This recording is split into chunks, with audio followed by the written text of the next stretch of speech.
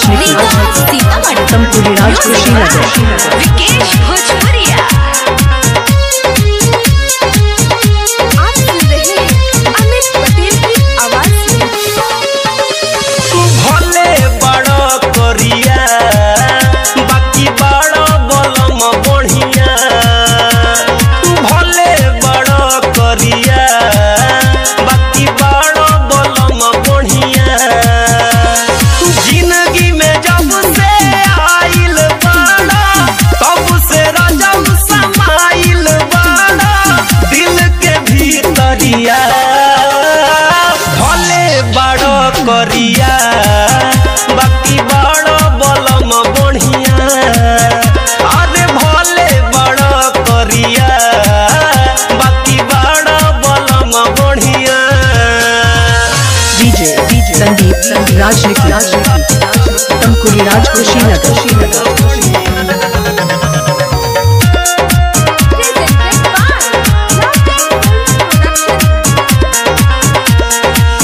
धन दौलत का होई राजा का होई रुपया के बोझा।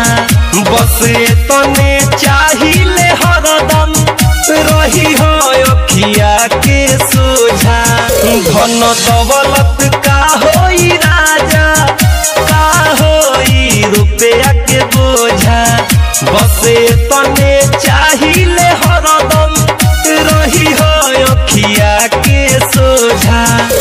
दुखवा बीमारी छोड़ के भागे हमरो उमरिया तोहरा के लागे एहो सवरिया। भले बड़ो करिया बाकी बड़ो बलम बढ़िया। अरे भले बड़ो करिया बाकी बड़ो बलम बढ़िया। डीजे संदीप राजनीति गाजीपुर थारी नगर विकेश भोजपुरिया। आप सुन रहे हैं अमित पटेल की आवाज में। मन के राजा मनमीत तू ही हौ दीवा करमीत। तोहे पाके संवर गईनी नहिया के जुड़ल बापीरीत। मन के राजा मनमीत तू ही हौ मुकेश अमीत। तोहे पाके संवर गईनी नहिया के जुड़ल बापीरीत। कैल का जादू मनवा बेकाबू दिल पर हमारा बाटे न काबू भईनी बावरिया।